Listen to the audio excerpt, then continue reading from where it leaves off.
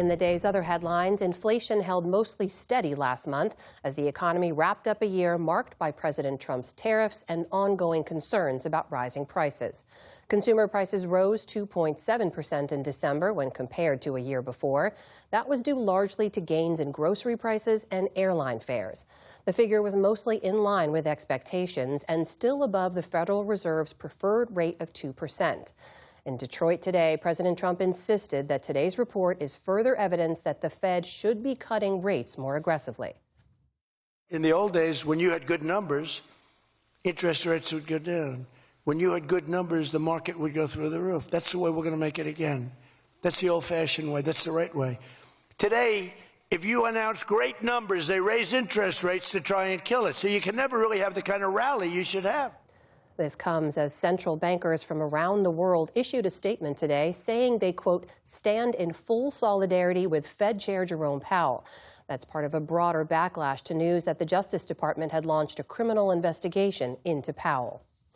Bill and Hillary Clinton are refusing to testify in a congressional investigation of the late sex offender Jeffrey Epstein. In a letter to the Republican head of the House Oversight Committee, James Comer, the former president and former Secretary of State said they will not comply with a House subpoena, calling it legally invalid. They add about Comer, quote, you are on the cusp of bringing Congress to a halt to pursue a rarely used process literally designed to result in our imprisonment, and we will forcefully defend ourselves. Comer told reporters today that he'll begin contempt of Congress proceedings next week. They spent a lot of time together while Bill Clinton was president and post-presidency.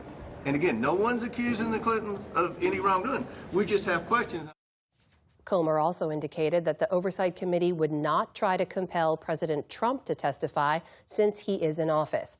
Both Trump and Bill Clinton had well-documented friendships with Epstein decades ago. Neither has been accused of any wrongdoing. In Gaza, hospital officials say at least 4 people are dead after strong winds knocked over walls and destroyed makeshift shelters. The wind reportedly lifted some tents into the air, while others lay in muddy water as families tried to save what they could. Aid groups say the living conditions are far from sufficient for the harsh Gaza winter, with a 1-year-old boy dying of hypothermia overnight. Separately, Salim Shkhair tells the NewsHour that his 10-year-old niece Samira died instantly when a neighboring house collapsed. The situation was very bad. She was a martyr. The house is part of a building with several floors, mostly destroyed.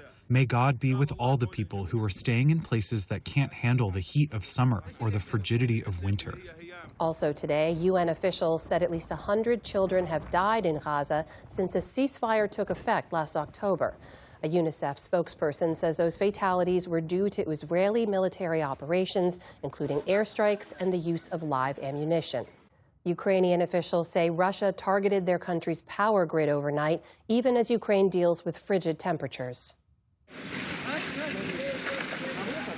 Firefighters in the eastern region of Kharkiv worked through the night to put out the flames and rescue those trapped in the rubble. At least 4 people were killed. Ukraine's President Volodymyr Zelensky said the barrage included nearly 300 drones across 8 regions plus missiles. The attack knocked out power for hundreds of thousands of households in the Kyiv region, forcing residents to gather in emergency shelters to stay warm. The Trump administration is ending temporary protected status for hundreds of immigrants from Somalia. The protections are provided to those coming from countries impacted by things like natural disasters or conflict. Homeland Security Secretary Kristi Noem posted on social media today that temporary means temporary. Country conditions in Somalia have improved to the point that it no longer meets the law's requirement for temporary protected status. The termination is effective March 17th. The State Department currently lists Somalia with a do not travel warning due to crime, terrorism, and civil unrest. This comes amid a Trump administration crackdown in Minneapolis, where many Somali immigrants live. On Wall Street today, stocks drifted lower following recent gains.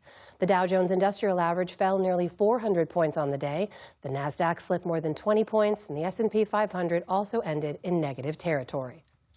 And Scott Adams, creator of the comic strip Dilbert, has died. His satirical take on office culture first appeared in 1989 and went on to run in 2,000 newspapers worldwide. But in 2023, Dilbert was abruptly dropped from syndication after he referred to black people as members of a hate group. Adams relaunched Dilbert on a subscription basis and hosted a podcast where he discussed political and social issues. Today, President Trump remembered him as a great influencer. Last year, Adams revealed that he had prostate cancer. He was 68 years old. And civil rights pioneer Claudette Colvin has died. At just 15 years old, Colvin was arrested for refusing to give up her seat on a segregated bus in Montgomery, Alabama in 1955. The incident occurred just 9 months before Rosa Parks gained international fame for refusing to give up her seat. The boycott that followed led to a federal lawsuit that outlawed racial segregation on Montgomery's buses, with Colvin serving as a plaintiff and star witness. She spoke in 2018 about her actions on that fateful day. Most people ask, why didn't you get up when the bus driver asked you to get up? I tell them I could not move because history had me glued to the seat. Colvin spent decades in relative obscurity working as a nurse's aide in New York City, but then saw a renewed focus on her role in the civil rights movement later in life. The foundation that bears her name announced her passing today. Claudette Colvin was 86 years old. Still to come on the NewsHour, numerous Justice Department officials resign in protest over the ICE shooting in Minneapolis. A view from Denmark amid the Trump administration's threats to take over Greenland. And women speak out about an Army OBGYN accused of secretly filming his patients. This is the PBS NewsHour from the David M. Rubenstein Studio at WETA in Washington, headquarters of PBS News. Wait just a second, we have one more thing to share. We want to say a heartfelt thank you for watching and supporting PBS News. Without you, we simply wouldn't be able to provide the news and the information that you trust. So thank you from everybody here at PBS News.